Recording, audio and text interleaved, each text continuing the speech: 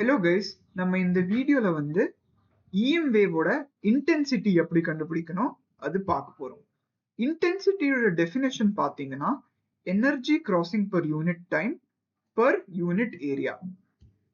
இப்போ நம்ம கிட்ட வந்து இந்த மாதிரி ஒரு சர்ஃபேஸ் இருக்குன்னு அசியூம் பண்ணிக்கலாம், ஒரு கிராஸ் செக்ஷனல் ஏரியா இருக்குன்னு அசியூம் பண்ணிக்கலாம். இந்த கிராஸ் செக்ஷன் ஓட ஏரியா வந்து நான் ஏன்னு எடுத்துக்கிறேன். ஸோ இந்த கிராஸ் செக்ஷனோட ஏரியா வந்து நான் ஏன்னு அசியூம் பண்ணிக்கிறேன். இப்போ என்ன நடக்குதுன்னா, இந்த கிராஸ் செக்ஷன் வழியா நான் நிறைய EM வேவ்ஸ் இந்த மாதிரி பாஸ் பண்றேன்.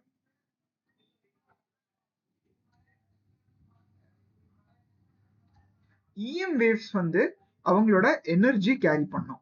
நம்ம போன வீடியோல தான் டிஸ்கஸ் பண்ணோம் EM வேவோட எனர்ஜி டென்சிட்டி எப்படி கால்குலேட் பண்றது. எனர்ஜி டென்சிட்டி இருக்குன்னா எனர்ஜியும் கண்டிப்பா இருக்குதுன்னு அர்த்தம். ஸோ EM வேவ்ஸ் வந்து டிராவல் பண்ணும்போது அவங்களோட எனர்ஜியும் கேரி பண்ணும். ஸோ அந்த எனர்ஜி வந்து இந்த சர்ஃபேஸ் வழியாவும் பாஸ் ஆகும். ஸோ ஒரு டைம் டெல்டா டீல எவ்வளோ எனர்ஜி பாஸ் ஆகுதோ அது நம்ம கண்டுபிடிக்க ட்ரை பண்ணலாம். சப்போஸ் இந்த EM வேவ்ஸ் வந்து இந்த சர்ஃபேஸ் வழியா E எனர்ஜி பாஸ் பண்ணுது. ஸோ E வந்து என்ன? Energy crossing surface.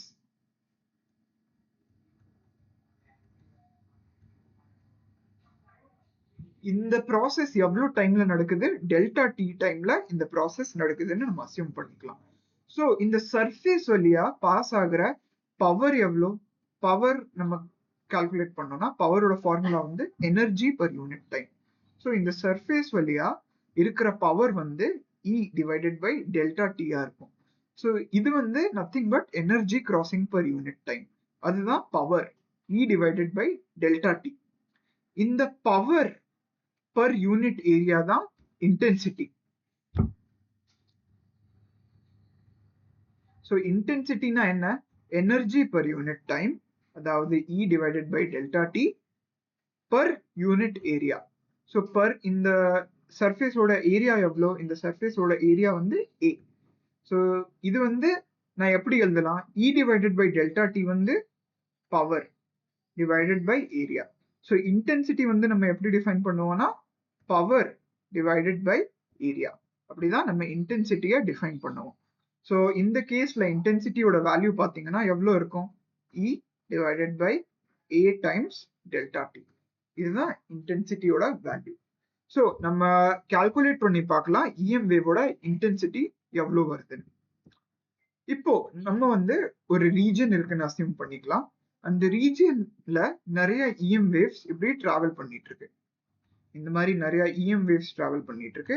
ஸோ இந்த ரீஜன்ல வந்து நான் ஒரு சர்ஃபேஸ் இப்படி எடுத்துக்கிறேன், ஒரு சின்ன சர்ஃபேஸ் இப்படி எடுத்துக்கிறேன். ஸோ இந்த சர்ஃபேஸ் வழியா EM வேவ்ஸ் இப்படி பாஸ் ஆகுது. ஸோ நான் என்ன கண்டுபிடிக்கணும்னா இந்த சர்ஃபேஸ் வழியா டெல்டா டி டைம்ல எவ்வளோ EM வேவ்ஸ் வந்து பாஸ் ஆகுது. அதாவது இந்த சர்ஃபேஸ் வழியா EM வேவ்ஸ்னால எவ்வளோ எனர்ஜி பாஸ் ஆகுது அதுதான் நான் கால்குலேட் பண்ணணும். ஸோ டைம் 0வா இருக்க போது, T ஈக்குவல் டு 0வா இருக்க போது நான் வந்து என்னோட அப்சர்வேஷன் வந்து ஸ்டார்ட் பண்றேன். ஸோ EM வேவ் வந்து T ஈக்குவல் டு 0 இருக்க போது இந்த சர்ஃபேஸை என்டர் பண்ணுது. அதுக்கப்புறம் T equal to delta D time இருக்க போது இந்த சர்ஃபேஸை EM வேவ் வந்து எக்ஸிட் பண்ணுது. ஸோ T ஈக்குவல் டு 0 இருக்கும் போது EM வேவ் வந்து இப்படி என்டர் பண்ணுது. T equal to delta D ஆனதுக்கு அப்புறம் EM வேவ் வந்து இந்த சர்ஃபேஸை எக்ஸிட் பண்ணுது. EM வேவோட ஸ்பீட் வந்து cன்னு நம்ம அசியூம் பண்ணிக்கலாம். ஸோ இந்த சர்ஃபேஸோட லென்த் வந்து பாத்தீங்கன்னா C இன்டூ டெல்டா டியா இருக்கும். ஸோ லென்த்தோட ஃபார்முலா என்ன? லென்த்தோட ஃபார்முலா வந்து ஸ்பீட் இன்டூ டைம். ஸோ இந்த சர்ஃபேஸோட லென்த் வந்து C இன்டூ டெல்டா டியா இருக்கும். அதே மாதிரி இந்த சர்ஃபேஸோட கிராஸ் செக்ஷன் ஏரியா வந்து நம்ம ஏன்னு அசியூம் பண்ணிக்கலாம். ஸோ இதோட கிராஸ் செக்ஷன் ஏரியா வந்து நான் ஏன்னு அசியூம் பண்ணிக்கிறேன். ஸோ இதோட கிராஸ் செக்ஷன் ஏரியா வந்து A. ஸோ இந்த சர்ஃபேஸோட வால்யூம் எவ்வளோ இருக்கும்? ஸோ வால்யூம் வந்து length into cross section area. So length வந்து பார்த்தீங்கன்னா C into delta D. Cross section area வந்து A. ஸோ இதோட வால்யூம் வந்து C delta D into A. இதுதான் இந்த சர்ஃபேஸோட வால்யூம். இப்போ நம்ம வால்யூம் கண்டுபிடிச்சிட்டோம்னா இந்த சர்ஃபேஸ்ல எவ்வளோ எனர்ஜி ஸ்டோர் ஆயிருக்கு நம்ம அதை கால்குலேட் பண்ண ட்ரை பண்ணலாம்.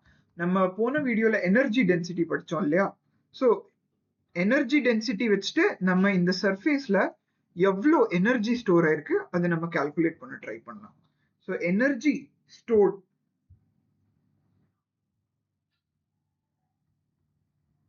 equal to energy density into volume.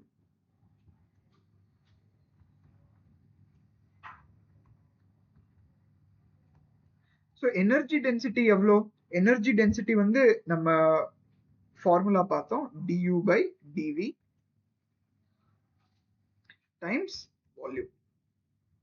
So energy density ஓட வேல்யூ, total energy density ஓட வேல்யூ வந்து பாத்தீங்கன்னா half epsilon naught E naught square times volume. Volume வந்து நம்ம கண்டுபிடிச்சிட்டோம். Volume வந்து C delta T times E. So இது வந்து இந்த சர்ஃபேஸ்ல மொத்தமா எவ்வளோ எனர்ஜி ஸ்டோர் ஆயிருக்கு, இந்த வால்யூம்ல மொத்தமா எவ்வளோ எனர்ஜி ஸ்டோர் ஆயிருக்கு அது வந்து நம்ம இங்க கால்குலேட் பண்ணிட்டோம். இப்போ இந்த சர்ஃபேஸ் வழியா டிரான்ஸ்மிட் ஆகிற பவர் எவ்வளோன்னு நம்ம கண்டுபிடிக்கணும். ஸோ பவரோட ஃபார்முலா என்ன? பவரோட ஃபார்முலா வந்து energy divided by time. Energy divided by time. So எனர்ஜியோட வேல்யூ வந்து நம்ம கால்குலேட் பண்ணிட்டோம், அதை எழுதிக்கலாம். half epsilon naught E naught square times C delta T times A divided by time. Time எவ்வளோ? டைம் வந்து டெல்டா டி. ஸோ இந்த delta டீயும் நம்ம கேன்சல் பண்ணோம்னா பவர் நம்மளுக்கு கிடைச்சிடும். ஸோ பவரோட வேல்யூ என்ன? half epsilon naught E naught square times A times C. இதுதான் பவரோட வேல்யூ. ஸோ நம்ம பவர் கண்டுபிடிச்சிட்டோம்னா நம்ம இன்டென்சிட்டியும் ஈஸியா கண்டுபிடிச்சிடலாம். இன்டென்சிட்டிக்கான ஃபார்முலா நம்ம எழுதலாம். இன்டென்சிட்டியோட ஃபார்முலா வந்து power per unit area. So power divided by area. So பவரோட ஃபார்முலா வந்து half epsilon naught E naught square times A times C divided by A. So இந்த ஏயும் நம்ம கேன்சல் பண்ணோம்னா நம்மளுக்கு இன்டென்சிட்டியோட ஃபார்முலா கிடைச்சிரும். இன்டென்சிட்டியோட ஃபார்முலா வந்து half epsilon naught E naught square times C. So நம்ம EM வேவோட இன்டென்சிட்டி கண்டுபிடிச்சிட்டோம். இது வந்து ரொம்ப இம்பார்ட்டன்டான ரிசல்ட். இது கண்டிப்பா ஞாபகம் வச்சுக்கோங்க. டைரக்ட் கொஸ்டின்ஸ் கூட வர்றதுக்கு வாய்ப்பு இருக்கு.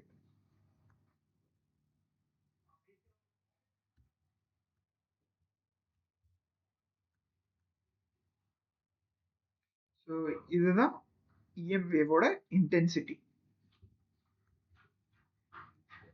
இப்போ நம்ம EM வேவோட இன்டென்சிட்டி கண்டுபிடிச்சிட்டோம். இங்க எப்சைலன் நாட் வந்து உங்களுக்கு தெரிஞ்சிருக்கும். E நாட் வந்து மேக்னிடியூட் ஆஃப் ஆம்ப்ளிடியூட். எதோட ஆம்ப்ளிடியூட்? எலக்ட்ரிக் ஃபீல்டோட ஆம்ப்ளிடியூட். E நாட் வந்து எலக்ட்ரிக் ஃபீல்டோட ஆம்ப்ளிடியூட். C வந்து speed of light in vacuum. So இதுதான் EM வேவோட இன்டென்சிட்டி. ஸோ இப்போ நம்ம ஒரு சிம்பிள் ப்ராப்ளம் பார்க்கலாம். ஸோ கொஸ்டின்ல என்ன தந்திருக்காங்கன்னா ஒரு EM வேவோட இக்குவேஷன் நம்மளுக்கு தந்திருக்காங்க. இதுதான் EM வேவோட இக்குவேஷன். EM வேவோட மேக்னெட்டிக் ஃபீல்டோட இக்குவேஷன் நம்மளுக்கு தந்திருக்காங்க. ஸோ நம்ம என்ன கண்டுபிடிக்கணும்னா EM வேவோட இன்டென்சிட்டி கண்டுபிடிக்கணும். ஸோ நீங்க வீடியோ பாஸ் பண்ணிட்டு இந்த கொஸ்டினை சால்வ் பண்ண ட்ரை பண்ணுங்க. ஓகே. ஸோ நம்ம EM வேவ் ஓட இன்டென்சிட்டி கண்டுபிடிக்க ட்ரை பண்ணலாம். ஸோ இன்டென்சிட்டியோட ஃபார்முலா என்ன? இன்டென்சிட்டியோட ஃபார்முலா வந்து half epsilon naught E naught square times C. நம்ம போன வீடியோலயே பார்த்திருக்கோம். half epsilon naught E naught square ஓட வேல்யூ வந்து எப்பவுமே 1/2 mu naught B naught ஸ்கொயருக்கு ஈக்குவலா இருக்கும். இந்த ரெண்டு வேல்யூவும் எப்பவுமே ஈக்குவலா இருக்கும். இது வந்து நம்ம போன வீடியோலயே பார்த்திருக்கோம். ஸோ இங்க வந்து நான் இந்த வேல்யூ சப்ஸ்டியூட் பண்ணேன்னா எனக்கு என்ன கிடைக்கும்? half mu naught B naught square times C. So நான் எல்லா வேல்யூவும் சப்ஸ்டியூட் பண்றேன். half B naught என்ன? B naught வந்து amplitude of magnetic field. So அது எவ்வளவு தந்திருக்காங்க? அது வந்து 6 மைக்ரோ டெஸ்லான்னு தந்திருக்காங்க. So 6 times 10 raised to the power minus 6 whole square mu naught ஓட வேல்யூ எவ்வளோ 4 pi into 10 raised to the power minus 7. C ஓட வேல்யூ எவ்வளோ 3 into 10 raised to the power 8. இதோட யூனிட் பாத்தீங்கன்னா watt per meter square. Intensity என்ன power per unit area. பவரோட unit வந்து watt, ஏரியாவோட யூனிட் வந்து மீட்டர் ஸ்கொயர். ஸோ இன்டென்சிட்டியோட யூனிட் வந்து watt per metre square. So இதுதான் இந்த இஎம் வேவோட intensity. I hope this is clear. நம்ம இன்னி ஒரு கான்செப்ட் பார்க்கலாம். ஒரு பாயிண்ட் சோர்ஸ்னால இன்டென்சிட்டி எவ்வளோ இருக்குன்னு நம்ம பார்க்கலாம். ஸோ நான் வந்து ஒரு இமேஜினரி சர்க்குலர் சர்ஃபேஸ் இந்த மாதிரி எடுத்துக்கிறேன். இந்த சர்க்குலர் சர்ஃபேஸ், இந்த சர்க்குலர் ஸ்பியரோட சென்டர்ல வந்து ஒரு point source of EM waves இருக்குன்னு நான் அசியூம் பண்ணிக்கிறேன். இங்க வந்து ஒரு point source of EM wave இருக்கு, அது நான் எஸ் வச்சு ரெப்ரசென்ட் பண்றேன். ஸோ என்ன ஆகும், இந்த சோர்ஸ்ல இருந்து நிறைய இஎம் வேவ்ஸ் இப்படி ப்ரொடியூஸ் ஆகி எல்லா டைரக்ஷனுக்கும் போகும்.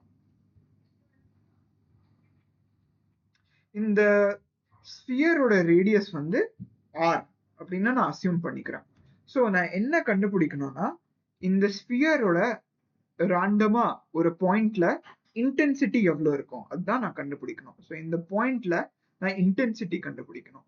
ஸோ இன்டென்சிட்டியோட ஃபார்முலா என்ன, இன்டென்சிட்டியோட ஃபார்முலா வந்து power per unit area. So power வந்து Pன்னு தெரியும். இந்த ஸ்பியரோட யூனிட் ஏரியா வந்து எவ்வளோ இருக்கும் 4 pi r ஸ்கொயர். நம்மளுக்கு கொஸ்டின்ல தந்திருக்காங்க இந்த பவரோட சோர்ஸ் வந்து P இருக்குன்னு. ஸோ இங்க வந்து நம்ம இது P-ஆவே வச்சுக்கோம்.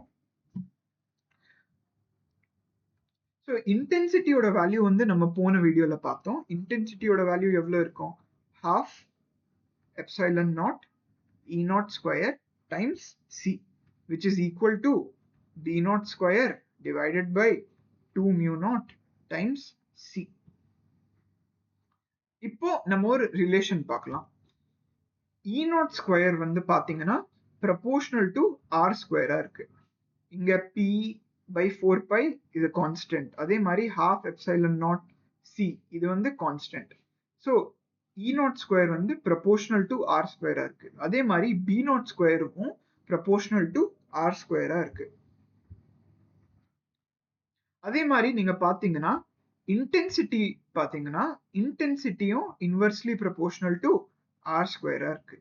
ஸோ இந்த எல்லா ரிசல்ட்டும் நான் எழுதிடுறேன். So intensity is directly proportional to 1 by R square.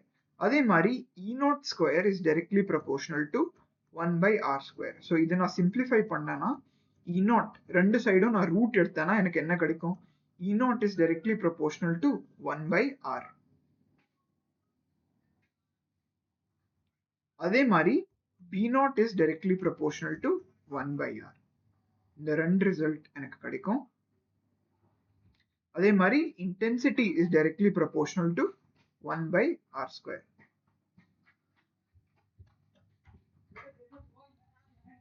இப்போ நான் ஒரு ரிலேஷன் கண்டுபிடிக்கலாம். நம்ம வந்து முன்னாடி ஒரு இக்குவேஷன் எழுதணும்.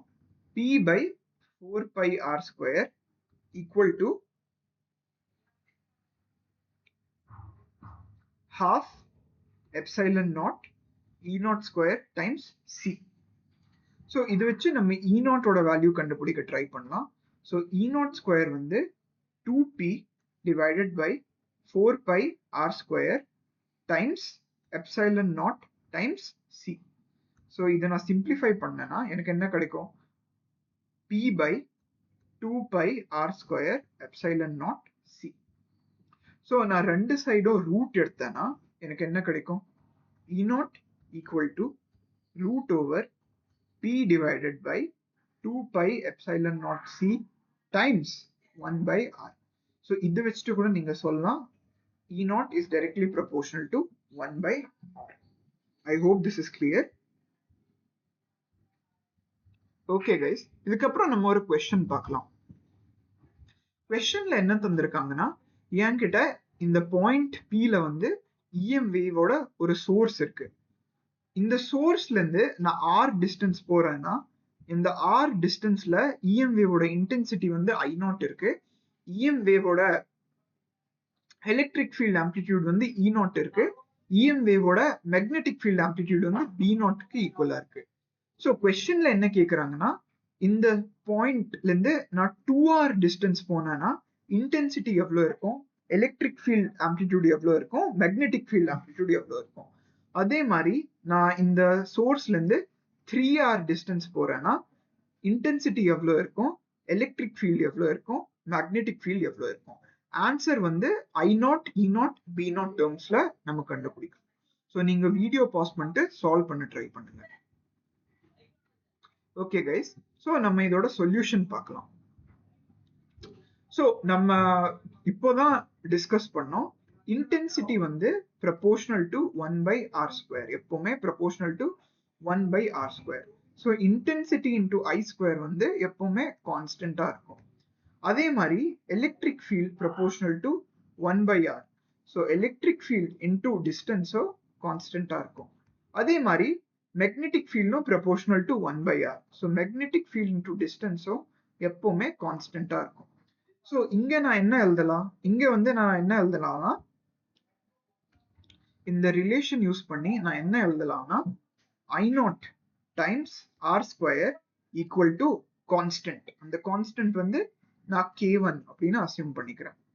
அதே மாதிரி E0 into r equal to constant. அந்த கான்ஸ்டன்ட் வந்து நான் K2ன்னு அசியூம் பண்ணிக்கிறேன். அதே மாதிரி B0 into r equal to constant. அந்த கான்ஸ்டன்ட் வந்து நான் K3ன்னு அசியூம் பண்ணிக்கிறேன். ஸோ இங்க நான் என்ன எழுதலாம், இங்கேயும் நான் அதே ரிலேஷன் எழுதலாம்.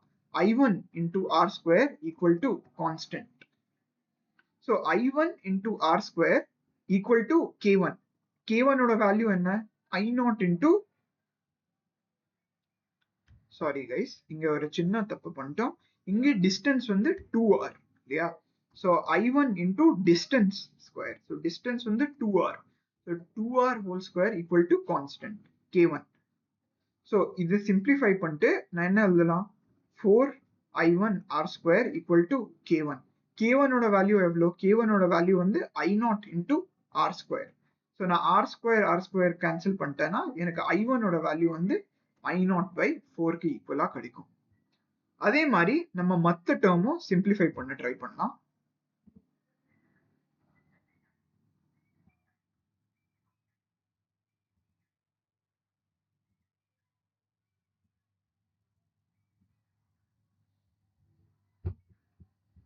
அதே மாதிரி நம்ம மற்ற டேர்மும் சிம்பிளிஃபை பண்ண ட்ரை பண்ணலாம். இப்போ E1 இன்டூ டிஸ்டன்ஸ், டிஸ்டன்ஸ் எவ்வளோ, 2r. இது வந்து எவ்வளோ இருக்கும், கான்ஸ்டன்டா இருக்கும், K2. K2 ஓட வேல்யூ எவ்வளோ, E0 இன்டூ r. ஸோ இங்க r ஆரும் கேன்சல் பண்ணிட்டோம்னா எனக்கு E1 ஓட வேல்யூ வந்து E0 டிவைடட் பை 2க்கு ஈக்குவலா கிடைக்கும். அதே மாதிரி நம்ம B1 கண்டுபிடிச்சோம்னா B1ம் எனக்கு B0 டிவைடட் பை 2க்கு ஈக்குவலா கிடைக்கும். ஸோ நம்ம இந்த கேஸ்க்கு சிம்பிளிஃபை பண்ண ட்ரை பண்ணலாம். So I2 times distance, distance எவ்வளோ, 3r. So 3r whole square equal to K1. K1 ஓட வேல்யூ எவ்வளோ, K1 ஓட வேல்யூ வந்து I0 டைம்ஸ் r². ஸோ எனக்கு இங்க என்ன கிடைக்கும், 9I2 r² equal to I0 r². So r² நான் கேன்சல் பண்ணேன்னா I2 ஓட வேல்யூ வந்து I0 டிவைடட் பை 9க்கு ஈக்குவலா கிடைக்கும்.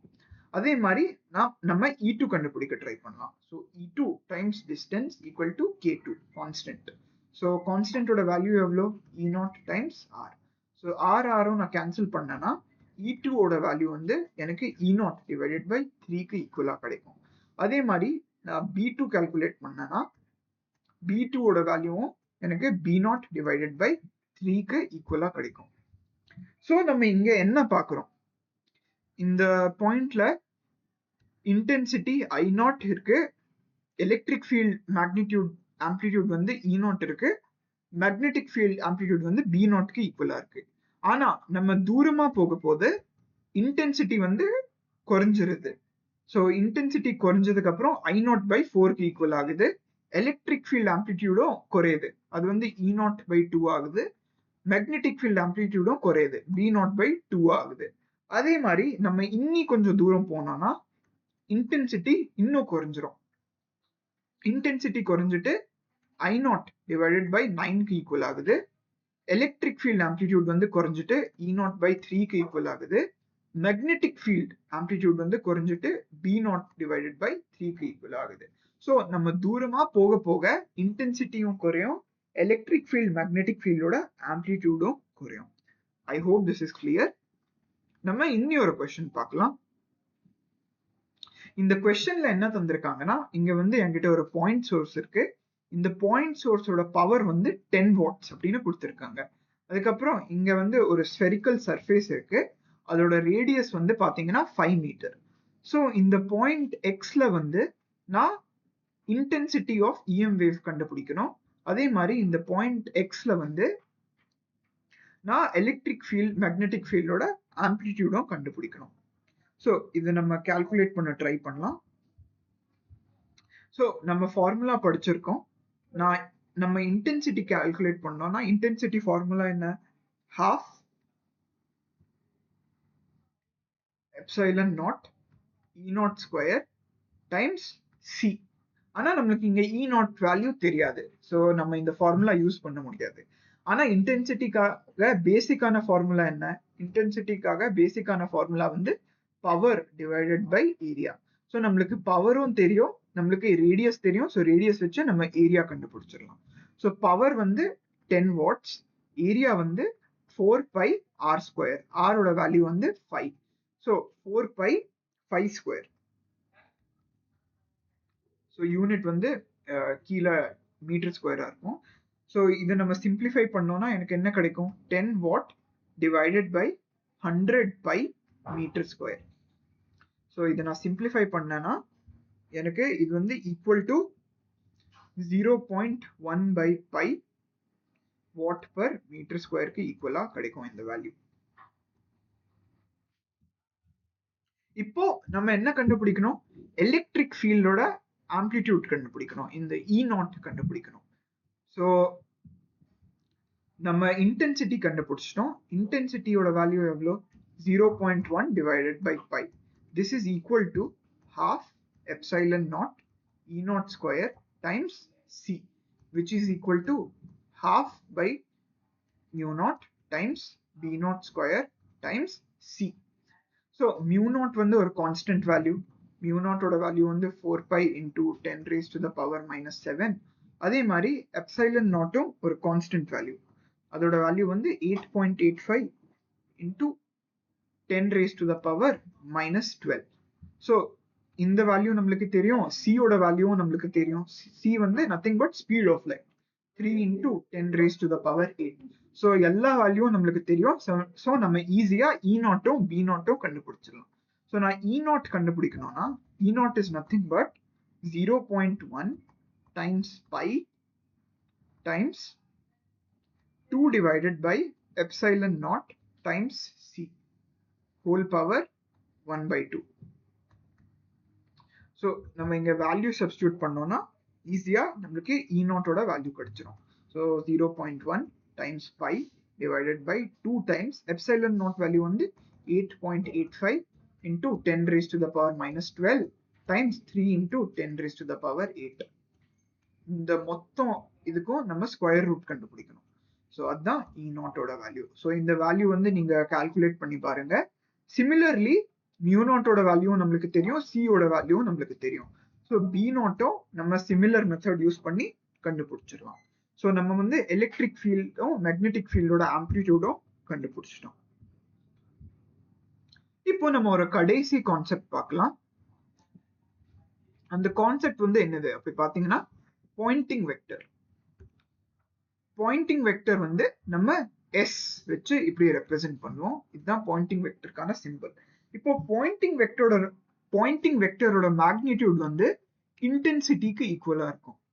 அதே மாதிரி பாயிண்டிங் வெக்டரோட டைரக்ஷனும் எப்படி கண்டுபிடிக்கணும்னா பாயிண்டிங் வெக்டர் டைரக்ஷன் வந்து வேவ் ப்ரொபகேட் ஆகிற டைரக்ஷன்ல தான் இருக்கும். ஸோ கிளியர்லி பாயிண்டிங் வெக்டர் வந்து ஒரு வெக்டர் குவான்டிட்டி. வெக்டர் குவான்டிட்டினா அதுக்கு மேக்னிடியூட் இருக்கும், அதுக்கு டைரக்ஷன் இருக்கும். இதோட மேக்னிடியூட் வந்து இன்டென்சிட்டிக்கு ஈக்குவலா இருக்கும். இதோட டைரக்ஷன் வந்து வேவ் ப்ரொபகேட் ஆகிற டைரக்ஷன்ல இருக்கும். ஸோ வேவ் எந்த டைரக்ஷன்ல ப்ரொபகேட் ஆகுது? C கேப் டைரக்ஷன்ல ப்ரொபகேட் ஆகுது. ஸோ நம்ம படிச்சோம் இல்லையா, எலக்ட்ரிக் ஃபீல்ட் வந்து இப்படி இருக்கும், மேக்னெட்டிக் ஃபீல்டு வந்து இப்படி இருக்கும். வேவ் வந்து எலக்ட்ரிக் ஃபீல்டுக்கும் மேக்னெட்டிக் ஃபீல்டுக்கும் பர்பெண்டிகுலரா போகும். ஸோ வேவ் வந்து இந்த டைரக்ஷன்ல ப்ரொபகேட் ஆகும். ஸோ இந்த டைரக்ஷன்ல நம்ம ஒரு யூனிட் வெக்டர் எடுத்தோம்னா அதுதான் C cap. So Poynting vector direction வந்து அலாங் சி கேப்பா தான் இருக்கும். ஸோ எஸ் வெக்டர் அதாவது பாயிண்டிங் வெக்டரோட மேக்னிடியூட் வந்து ஐ, அதோட டைரக்ஷன் வந்து சி கேப். ஸோ நம்ம பாயிண்டிங் வெக்டர் வந்து ஐ டைம்ஸ் சி கேப் இப்படின்னு நம்ம ரெப்ரசென்ட் பண்ணலாம். அதோட மேக்னிடியூட் வந்து இன்டென்சிட்டி, டைரக்ஷன் வந்து சி கேப். ஸோ நம்ம இப்போ பாயிண்டிங் வெக்டர் ஓட மேக்னிடியூட் கால்குலேட் பண்ண ட்ரை பண்ணலாம். ஸோ பாயிண்டிங் வெக்டர் ஓட மேக்னிடியூட் வந்து equal to intensity of EM wave. So இன்டென்சிட்டிக்கான ஃபார்முலா நம்ம படிச்சிருக்கோம். இன்டென்சிட்டிக்கான ஃபார்முலா வந்து half epsilon naught E naught square times C. இப்போ நான் என்ன பண்ணலாம்னா இது வந்து நான் மாடிஃபை பண்ணிட்டு epsilon naught E naught by root 2 square times சின்னு எழுதலாம். ஸோ நம்மளுக்கு தெரியும் E RMS வந்து E naught divided by root 2.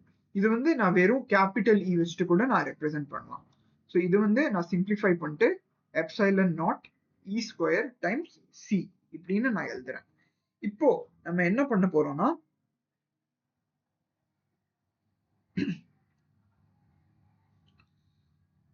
Epsilon not சியும் club பண்ண போறோம். அதுக்கப்புறம் இந்த இ அப்படியே இருக்கட்டும். அதுக்கப்புறம் இன்னி ஒரு இ இருக்கு. ஓகே, ஸோ நம்ம படிச்சிருக்கோம் E naught equal to B naught times C.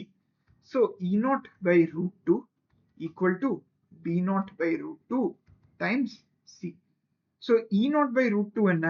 E RMS. B naught by root 2 என்ன? B RMS times C. So இது வந்து நான் simply E times B into C அப்படின்னு நான் எழுதலாம். ஸோ இ வந்து நான் பி இன்டூ சி வழியா ரிப்ளேஸ் பண்ணலாம். ஸோ இதை நான் சிம்பிளிஃபை பண்ணேன்னா E naught into C times E times இந்த இயோட வேல்யூ வந்து நான் இங்க சப்ஸ்டியூட் பண்றேன் பி இன்டூ சி. ஸோ நம்ம இன்னொரு ரிலேஷனும் படிச்சிருக்கோம். ஸோ இதை நான் சிம்பிளிஃபை பண்ணேன்னா எனக்கு என்ன கிடைக்கும்? Epsilon naught E times B times C square.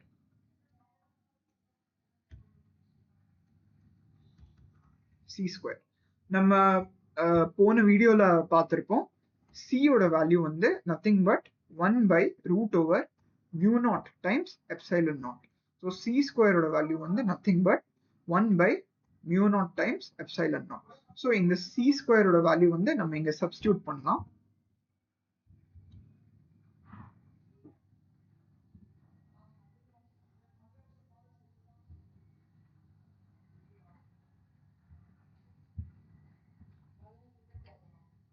So இந்த சி ஸ்கொயர் வேல்யூ வந்து நம்ம இங்க சப்ஸ்டியூட் பண்ணோம்னா நம்மளுக்கு என்ன கிடைக்கும்?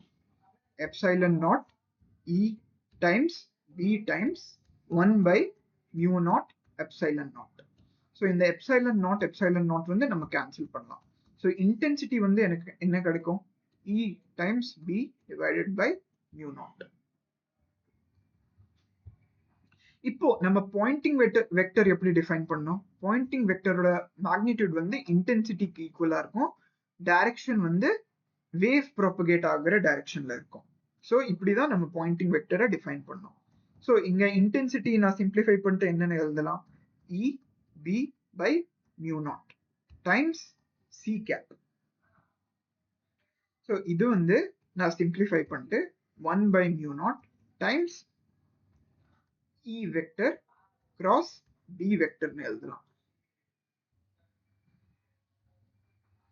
ஸோ இங்க இ வந்து என்னது பாத்தீங்கன்னா E naught by root 2. B வந்து என்னது பாத்தீங்கன்னா B naught by root 2. So Poynting vector வந்து nothing but 1 by mu naught times E vector cross B vector.